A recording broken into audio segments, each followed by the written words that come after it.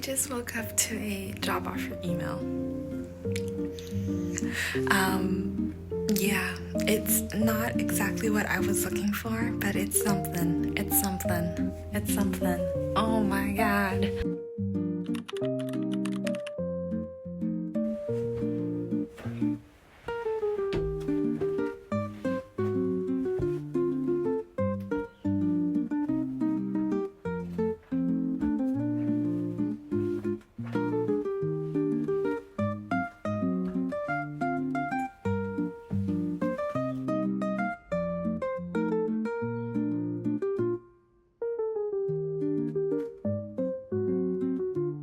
Hi guys, so the other day I was out and about and I picked up a new mic, so hopefully the audio quality will be nicer going forward with these chatting videos.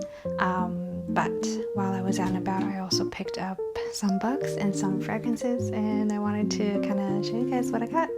The first one I got is Once Upon a Broken Heart. Yeah, Once Upon a Broken Heart by Stephanie Garber. Made it my mission to not get any spoilers off of book talk and book Instagram, so yeah. I've heard a lot of great things.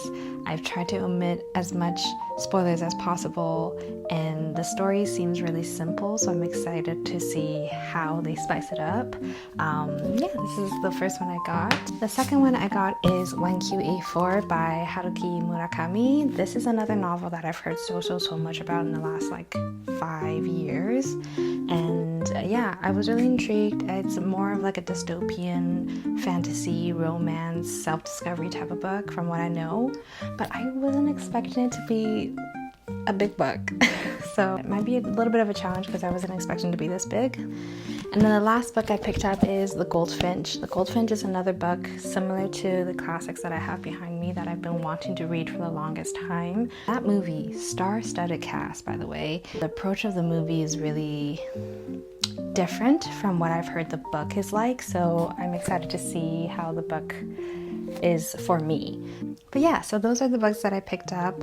And then now fragrances. I really love smelling fragrances. I love understanding the notes, reading the history of certain brands, etc, etc. So I was particularly looking for skin scents when I was at Sephora, and I've heard so much about Fleur and how beautiful their skin scents are. There's Father Figure, there's Soft Spot, there's Missing Person. When I went there, I definitely fell in love with Missing Person, so here it is. I bought one. Missing Person from Fleur. This is just like the most beautiful watery musk with like a creamy sandalwood dry down that's really cozy yet fresh in a sense. I do get baby wipes when you first spray it, but once it dries down, it's this beautiful, almost like plush, sandalwoody, cozy scent. I really love this one. I've been wearing it almost every day. The second fragrance I brought was the one that surprised me the most.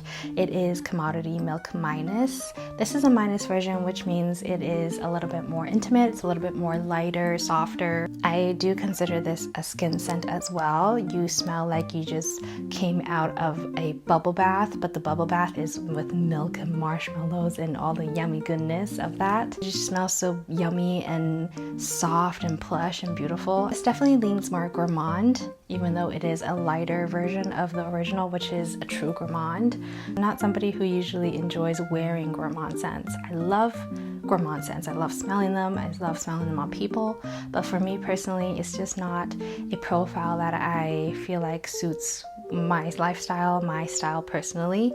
So I was really surprised when I fell in love with this. I tried it on a scent strip initially and I couldn't smell anything. So I sprayed it on my hand and I just kind of walked around Sephora, and then I was picking something off the shelf and I just smelled it on my hand while I was reading what I was picking up, and immediately I was like, wait a minute, I really love this. In the morning, I like just wearing Fleur just to have that freshened up feel. But at night, I layer these two every single night. My pajama smells like the pair. It's an absolute dream. I love that layering so much. Now the last fragrance I picked up is this one. This is Kayali's Love Fest Burning Cherry 48. Now when I think cherry scents, the it girl and the OG of all cherry scents is definitely Tom Ford Lost Cherry. However, Tom Ford Lost Cherry is a scent that I personally appreciate and I really, really love. It's just not a cherry scent I would wear. For me, when I think cherry scent, I think something like this. The Burning Cherry has a little bit of a smoky attitude to it, which I think is just so cool. And I think cherry is such a cool girl baddie scent. I've been debating between getting Lost Cherry and this one for the longest time.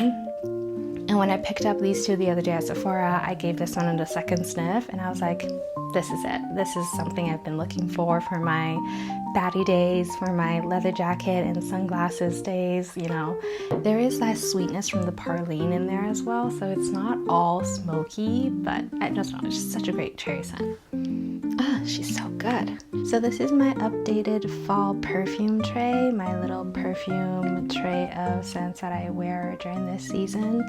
Obviously, you'll see Missing Person and Commodity Milk Mine is here. This is my skin scents, the ones that I wear the most at home now. The ones next to it is Gypsy Water and Regime de Fleur's Tears. These are scents that I occasionally wear at home, but I also really love wearing them out.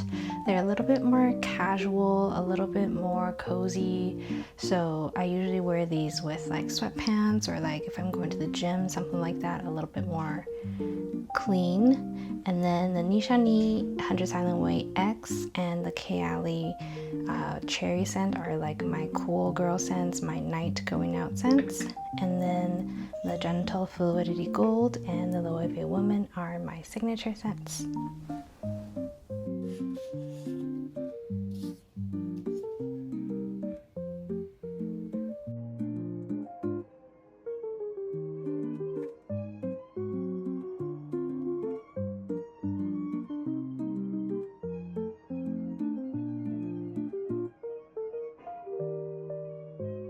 It's Mid-Autumn Festival this week, today actually in Taiwan and everywhere else. Amen cake here.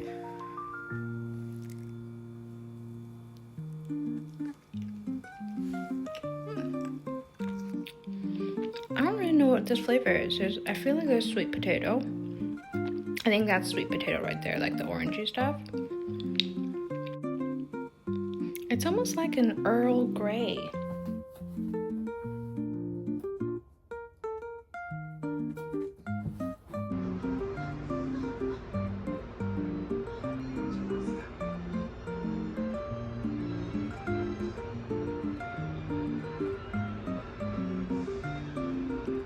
Hello everyone, it is nighttime and I'm about to head to bed, but I just did a little bit of reading and I wanted to kind of talk a little bit about the books I've been into recently. This is Verity from Colleen Hoover. This is like a mystery thriller. There's a lot of spice in here as well. I was not expecting that much spiciness in this book. The story was really driven, so it was a page turner. The mystery was there. It got me thinking even after I finished the book. I was like going through the pages. I was like, wait, but he said this, but she said that. And yeah, it was just a really great book for me to get back into reading, and I'm so glad. I'm so happy I have this, and I'm so happy I finished it. Again, though, I have to point out there's a lot of spice in here, which I didn't expect, and by spice, I mean like smexy spice. So that was something I didn't expect, but you know, it still made the story what it was, so I really enjoyed it. After Verity, I wanted to try something a little bit different literary-wise, so I started this one. This is I Never Promised You a Rose Garden from Joanne Greenberg. Literary-wise, it's exactly what I'm looking for right now. It's something that challenges me a little bit. There's certain lines and certain pages where I have to reread it a couple times to really grasp and digest what is being written. This is a little bit more of a modern classic in terms of literature, but I absolutely adore the story so far. You can see clearly through the language how each person is handling the situation, and I really, really love that. Now the last book I have is a classic, and it's one I feel like I should start and finish this month. It is Mary Shelley's Frankenstein. the new Frankenstein movie is coming out, I think this month, so no better time than that. So yeah, these are the books that I've been working on these past 2 months. Verity is done, and we'll be working on these two for the next month, next few weeks.